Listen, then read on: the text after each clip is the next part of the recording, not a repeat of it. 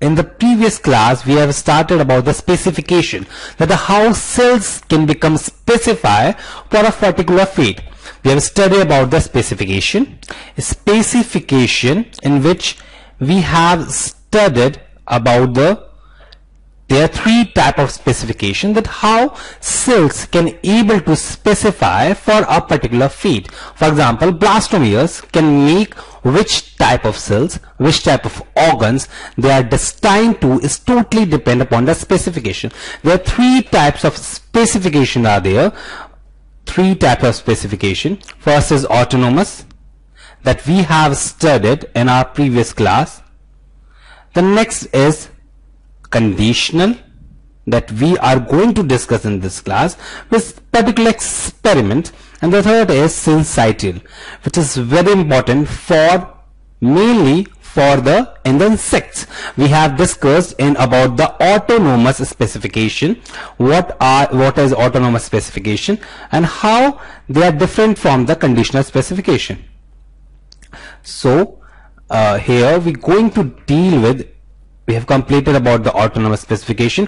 All the processes or all the experiment we have completed about the autonomous specification. Today we are going to deal about the conditional specification. What conditional specifications say about that? That conditional specification is say that by the definition we are going to start about the definition is the ability of cells. Definition: ability of cells to achieve their respective fate,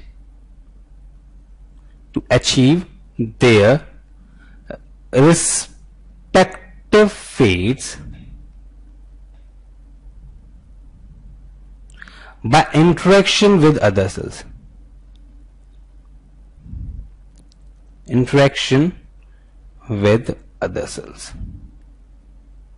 So what it mean by? We know now we understand about the definition. The definition is that cells is destined to make another type of cells. Their fate is totally depend on the conditions or the environment or the other cells surrounding themselves.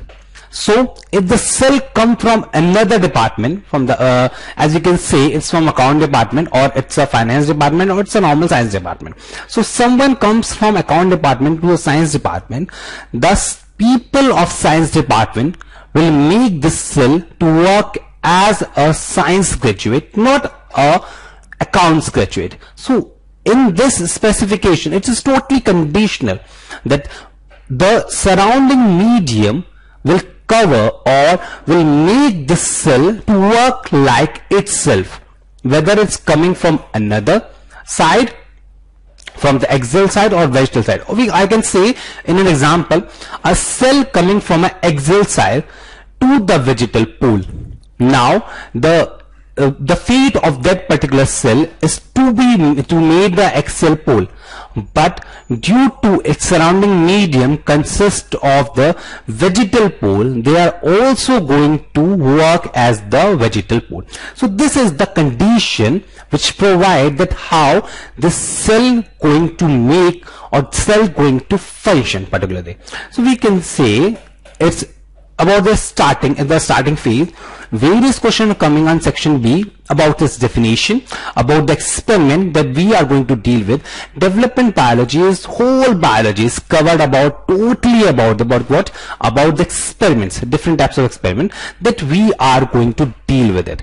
Now, as first scientist which arise, it's not important to understand or to remember about the name of the scientist, but the important thing or the important part is that we should know their experiment, because in mainly in exams and entrance exam they are asking you about the direct by the experiment or by the name of the scientist and another experiment. So it's not about the name of the scientist, but the important thing is the experiment that we are going to deal with. So if the name of the scientist is here, is August Weismann.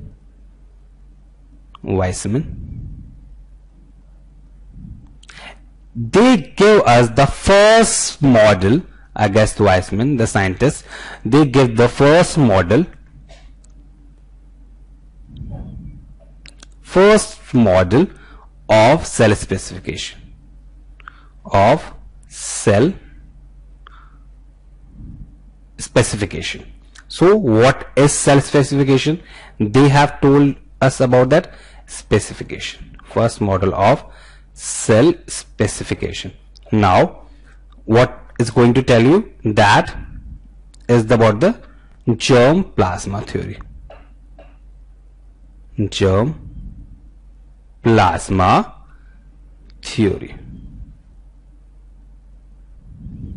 So this what this germ plasma theory is all about, we will deal with that. In the germ plasma theory, they deal with mainly with the that in which, in this germ plasma theory, in which each cell of the embryo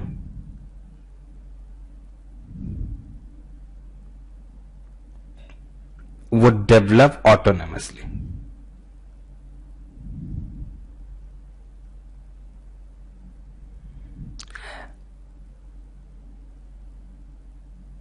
This is a germ plasma theory. There are certain points of germ plasma theory which deal with the mainly with the specification, that how specification going to turn about. In the germ plasma theory, it tells you about that the how cells going to become embryo, mainly of the cells of the embryo, is how they're going to become a particular organ. They work autonomously. They don't work condition specification.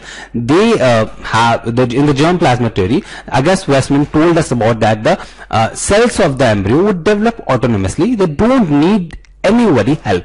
The second one is that the fertilized egg. The fertilized egg means fertilized egg. Fertilized egg means the fusion of the sperm and the gametes. After this chapter, we are going to deal with totally about the fertilization, that the how fertilization or the fusion of two gametes take place, how these gametes going to made up, and what are the theories previous being held. As the previous theory, according to germ plasma theory, that each cell of the embryo would develop autonomously. Now in the fertilized egg, it's carry the full complement of determinants. The full complement of determinants.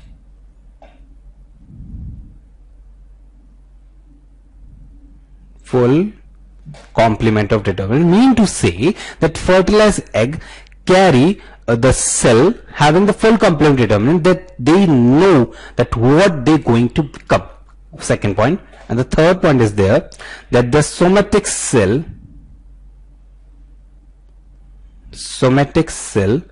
would retain the blood forming determinants. Blood forming determinants mean to say they have the power, or they have, while other retained muscle forming determinants.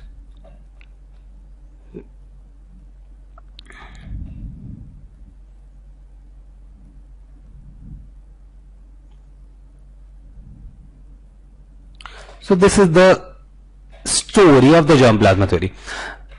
I'm explaining this germ plasma theory because in this theory they have told you, they have told us about the specification, that the fertilized egg carry the full complement of the determinants. Mean to say the fertilized egg have the determinant, have the morphogenic gradient or anything else. They are not told us about the morphogenic gradients, but they have that there are something called as determinant which determine the phase of a particular cell.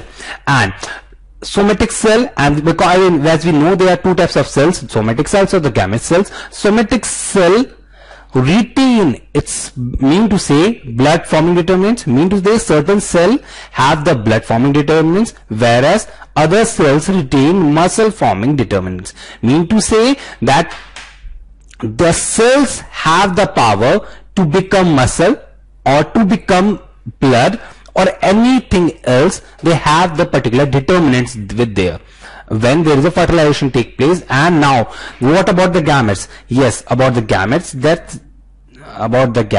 that gametes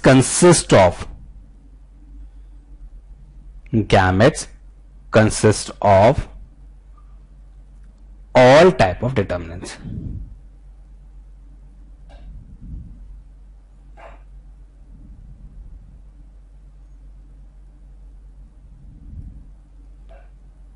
If I am going to explain in a naive language, according to which if this is a somatic cells,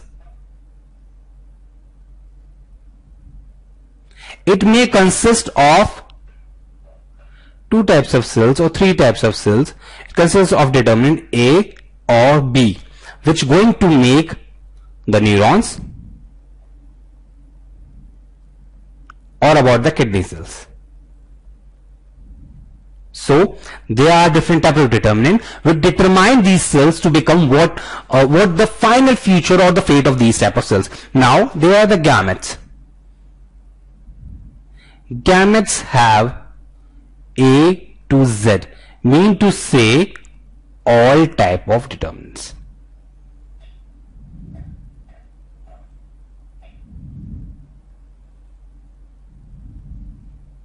This is the specification process. How the specification process start? They consist of all type of determinants. They have only A, only B, they have A to Z determinant. So this diagram tells us about, in a naive language, that what is the theory of August-Weismann. Now there is another hypothesis take place, which is known as, they have asked question about this hypothesis, that is known as the Wilhelm Rock's hypothesis, in which they have performed an experiment. What type of experiment it is? They have performed an experiment according to which they have take a embryo, mean to say a fertilized egg. Now the fertilized egg going to first is division. They are going to divide itself. So there is a first cleavage take place. When the first cleavage take place, we have destroyed the other half of the particular cleavage or cleave point. So we take a hot needle and destroy the other half part, hot needle, and this get destroyed. Now the process start, that if they remain destroyed, but in this half part and this half part there is division, or the blastomere get divided and going to make cells without disruption. As it get disrupted, or this consists of dead tissue, the final product or the final embryo get formed. Other consist of living tissue and other consist of living tissue. And if we proceed further, there is a division take place. And this consists of a destroyed half part,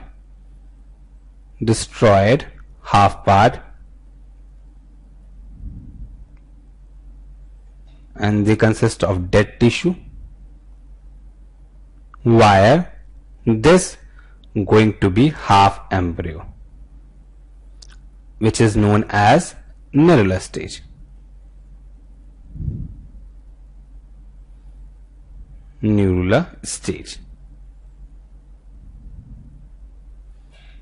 So this become dead tissue get destroyed, but other half remain living, and there's no any discrepancies or destroy, the half tissue get destroyed, but the other half remain the living, as compared half become dead. What the process, or what is the hypothesis, or what is the inference that going to produce by doing this type of experiment? The particular hypothesis, inference, or the result is, by this hypothesis, the result is they claimed that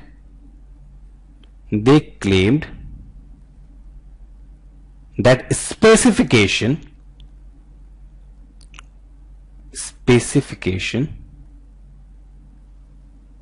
was mosaic. We deal in about this type of word mosaic, and the instructions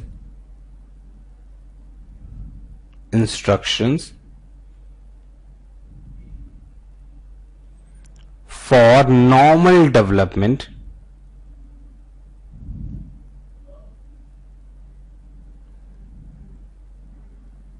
was already inside the cells.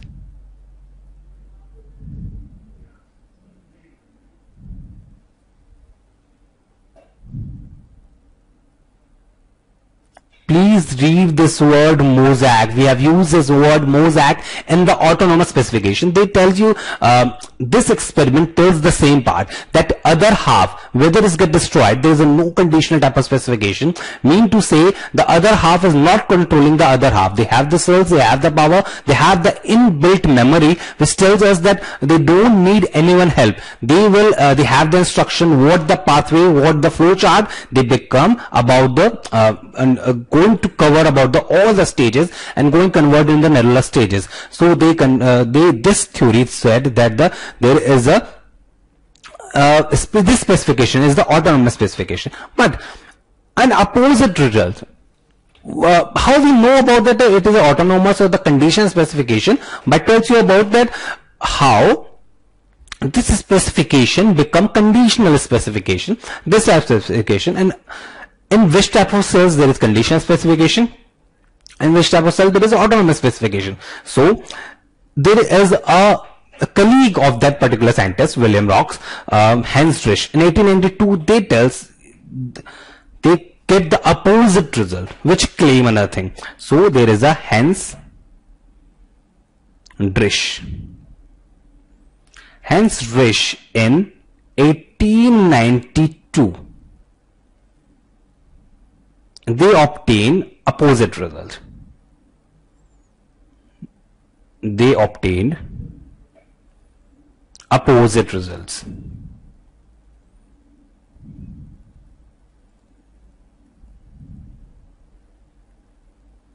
They perform an experiment.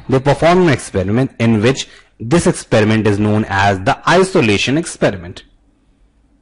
Isolation experiment.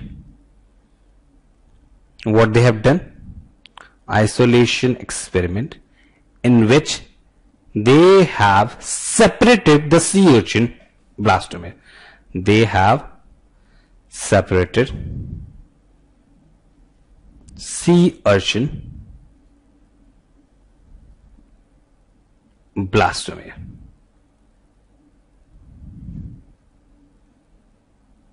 from each other. Mean to say they have, by vigorous shaking or calcium free environment. Calcium free environment.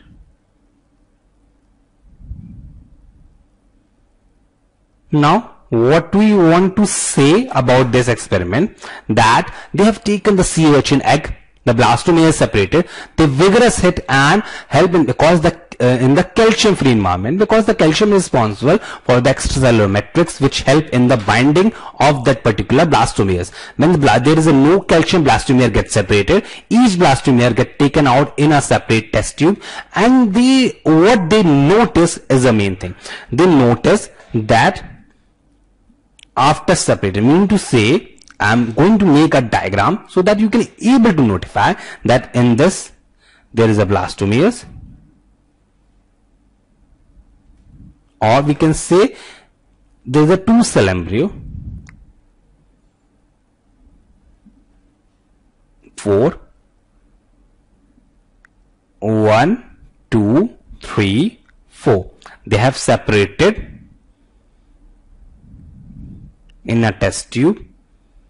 1, 2, 3 and 4. So there is the blastomeres. This is the blastolar stage. These are the blastomeres. 1, they are the blastomeres. They have by this experiment, this is done by vigorous shaking and calcium free environment.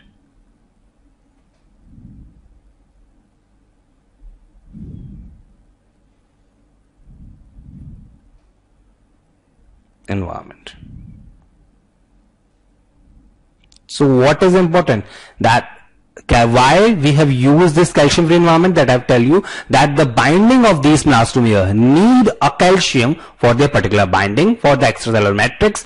If it is not there, then they can able to separate with each other. Now the vigorous shaking is the physical exercise, or so that the blastomere can able to separate with each other. Now each 1, 2, 3, 4. The 4 blastomere, they get, each blastomere can able to form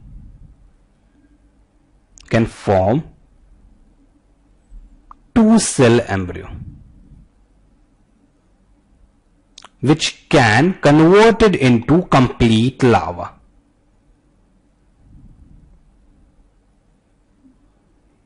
A complete larva get formed from each embryo. This tells that whole cell has the power, has subdeterminant, each blastomere has equal determinant to able to complete into a particular larva, the final destination.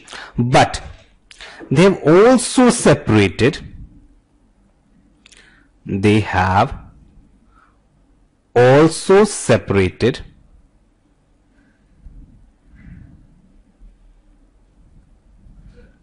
4 to 8 cell embryo.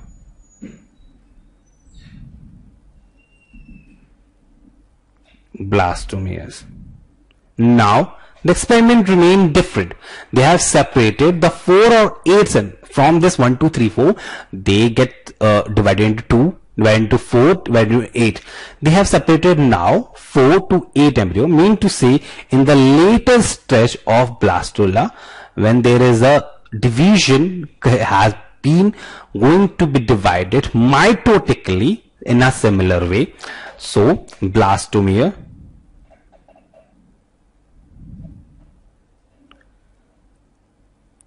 sum of isolated cells, now isolated cells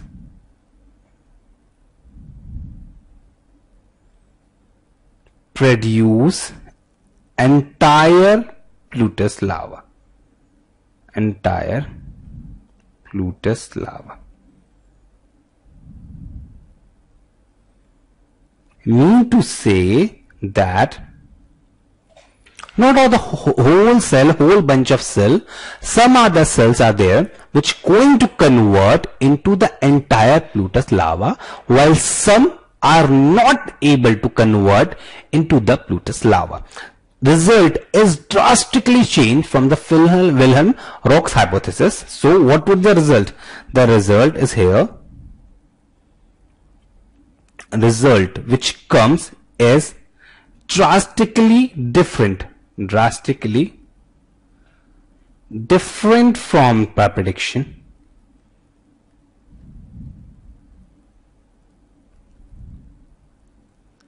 Predictions of Weizmann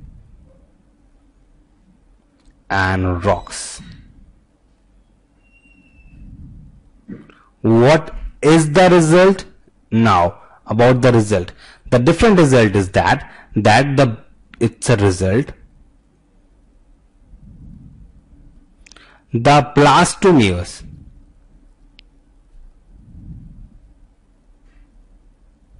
do not develop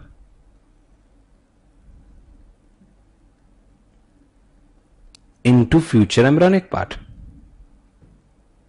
Future embryonic part.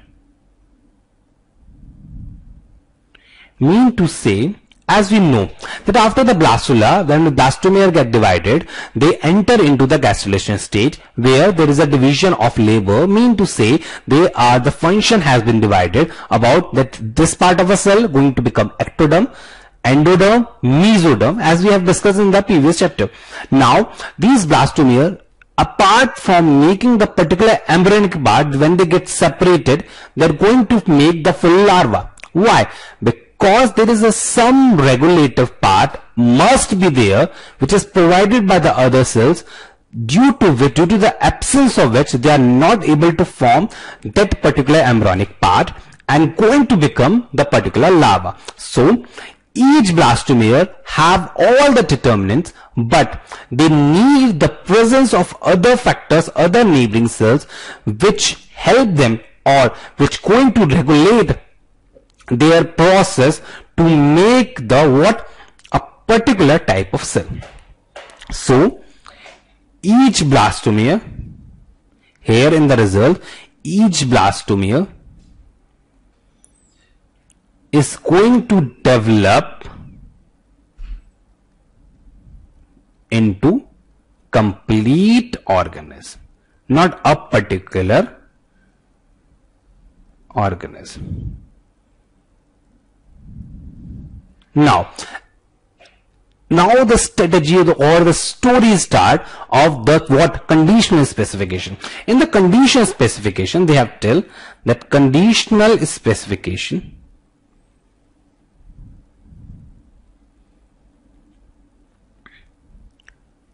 its proper definition is that the fate of cells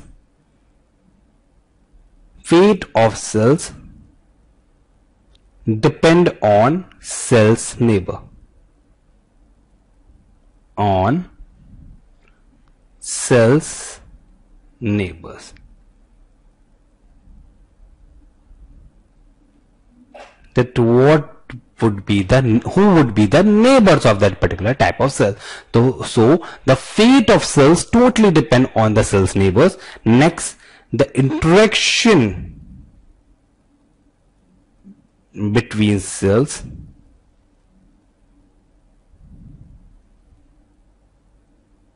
determine their fates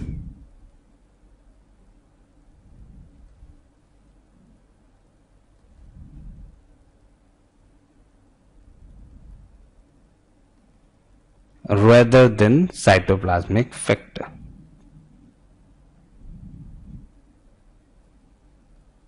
Cytoplasmic factor.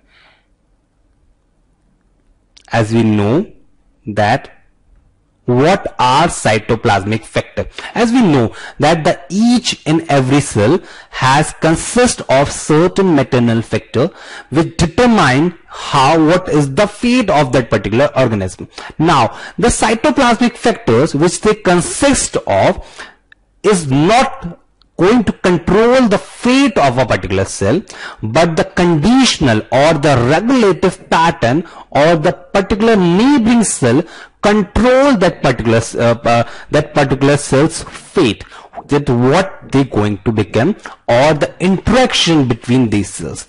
So there is they are dished. The scientists what was telling that particular part by not by an assumption but by an experiment. So we will deal with what type of experiment they will do. That we know if we delete that particular cytoplasmic determinants that the particular cell carry out, they are not going to become they are not able to become that particular fate has been destined. Now what would be the experiment? So the experiment here of a Drish experiment, the experiment is that Drish confirmed that Drish confirmed conditional development in sea urchin. Development in sea urchin embryos. They have performed a recombination experiment.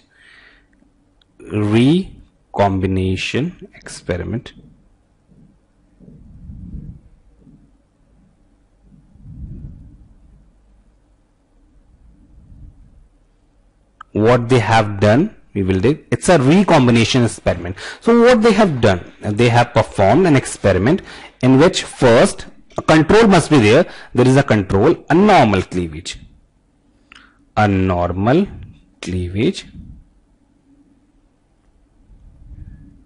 As we know, in the blastula stage, there is a division, mitotically division take place, and the whole one cell is going to divide into the multiple cell, consist of nuclei as well as division of cytoplasm take place.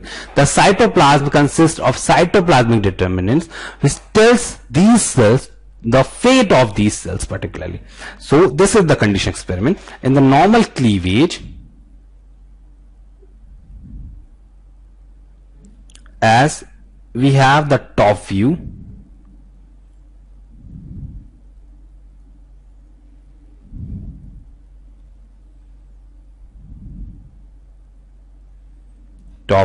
there is the division.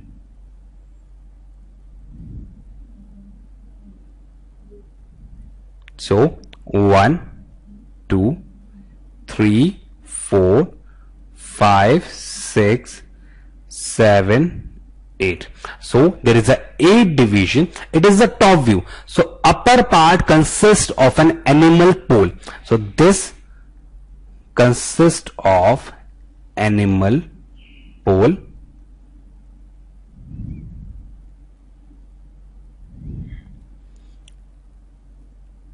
If we check out the further division part, we said that there is a more division take place in the particular type of cell, which consists of this division. As the mitosis take place, there is a more division take place, and this consists of 1A, 2A, 1B, 2B, 3A, 4A, 3B, 4B, 5A, 6A, 6B, 5B, 7A, 8A, 8B, 7B. So there is a further division take place in a normal type of cell, which it's an overview in which there is a further division take place, and the 1 is completed into 1A, 1B, 2 is completed into 2A, 2B. There is a naming of that particular type of cell. So as we know by the side view also, it's a side view.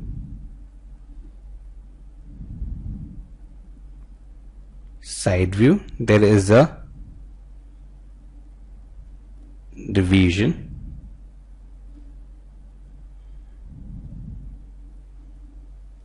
which consists of, this is the animal pole, and this comes to 7, 5, 3, 6, 4, 8. A one side view will show that these type of cells. Now there is a division take place. It's a normal control. We are not studying about this here about the specification that if it is totally depend upon cytoplasmic determinants or another thing is also there.